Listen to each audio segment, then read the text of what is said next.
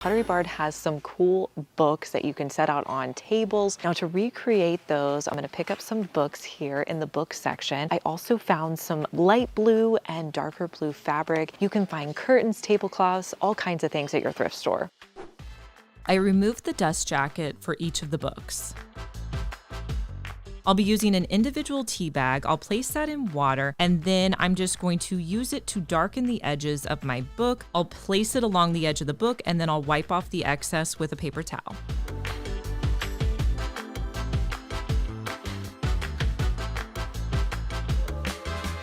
And I'll repeat these steps on both of the books. And you've instantly aged your books. I felt like I did a pretty good job of mimicking the colors of the Pottery Barn fabric. I only need a small section of fabric, so I'm going to determine how much I need and cut that off. I also need to remove the hard cover of the book just to make it easier to cover this book. Next, I'll place E6000 along the spine of the book. I'll flip it over and add E6000 to the front and back cover, making sure that the fabric is nice and pulled tight.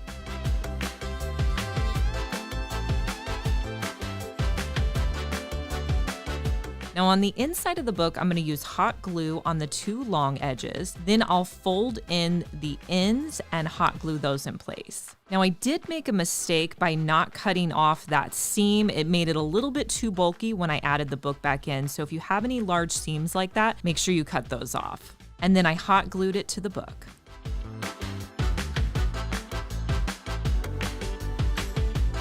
I repeated these steps with my light blue fabric.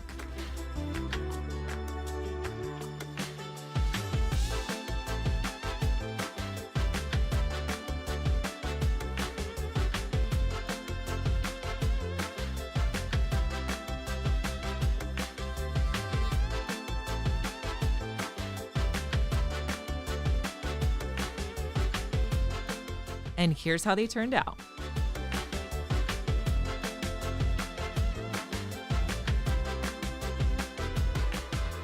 Large planters can be really expensive, but if you pick them up here at the thrift store, you can usually get them for under $20, and they need a little bit of DIY to get them ready for your home.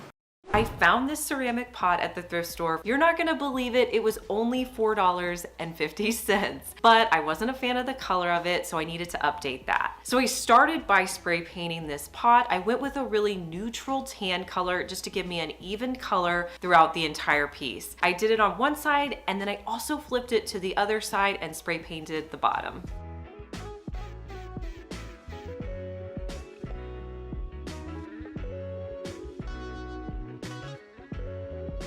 Once that dried, I came in with the color amber. This is a sea glass spray paint, and what that means is it's just going to be a little bit more transparent, which is cool because you're still going to be able to see that tan color underneath, but you're going to get a little bit of a terracotta tint to it. I grabbed some Waverly white paint and I mixed it with some water. I brushed it onto my pot, and then I immediately wiped it off with a paper towel. This gave me the look that I was going for. I absolutely love the color of it. I grabbed this eucalyptus plant off of Amazon, which I think is perfect for this planter.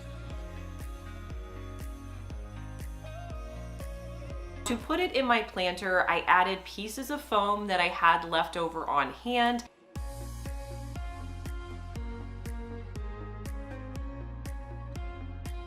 I also put a piece of plastic at the top, and I finished off the top with some moss that I grabbed at Dollar Tree.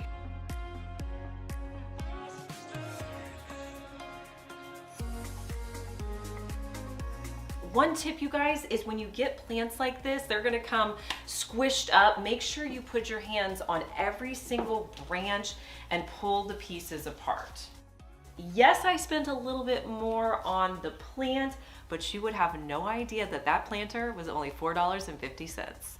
So I have a crazy idea. I want to recreate this magazine rack. I know it's going to be tricky, but over here at my thrift store, look down here, you guys, there's so many different magazine racks. I found this one. It's priced at $12. It's similar in shape, but I got to figure out a way to create that cross pattern. So what I did was I went over and found some like faux suede material.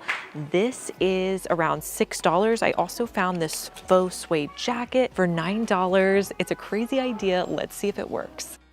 I gotta be honest with you guys, I thought this project was totally gonna fail, but honestly it was one of my favorite projects in the entire video. So this leather piece in the middle was screwed into both sides. So I unscrewed it from one side and then I just cut it off the other side. And you can see it's placed on there with some dowels. With the wood piece, I need to clean it up. I wanted to keep it black because I was trying to be very true to the inspiration piece from Pottery Barn, but it kind of had this red tint to it. So I just sprayed it with 2 coats of a matte black spray paint.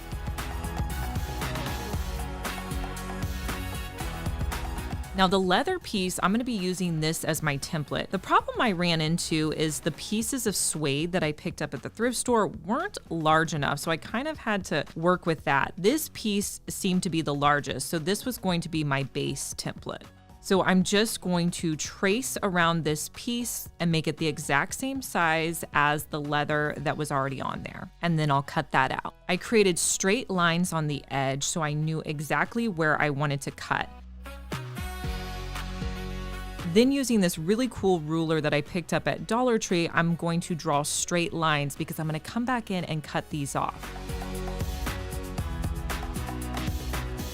Now I needed some cross pieces that would go the other direction. So I'm going to be using this jacket. This jacket wasn't big enough, so I ended up having to use not only the arms of it, but I also had to use the backing piece. So right now I'm just kind of disassembling it so I can use that suede back piece since that was the largest one.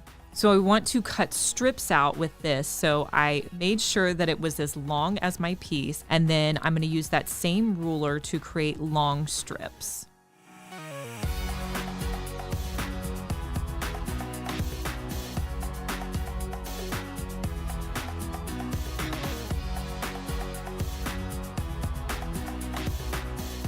And then I'll cut out the strips.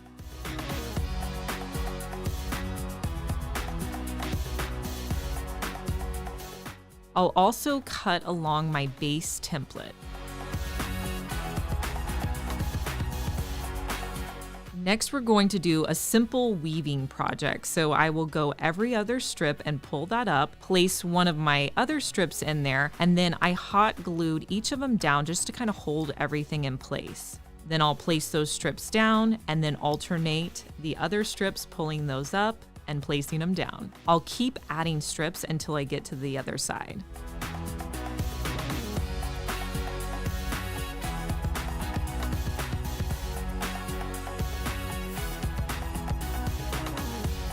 I'm going to cut off the strips on the edge and then I'll hot glue those down. And I'll repeat those steps on the other side. Now it's time to hot glue to the dowel rod so I can hang it on my magazine rack.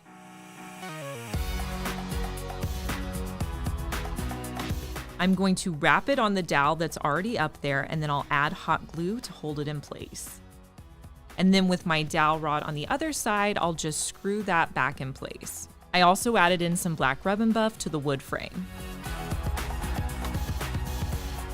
And here's how the dupe turned out.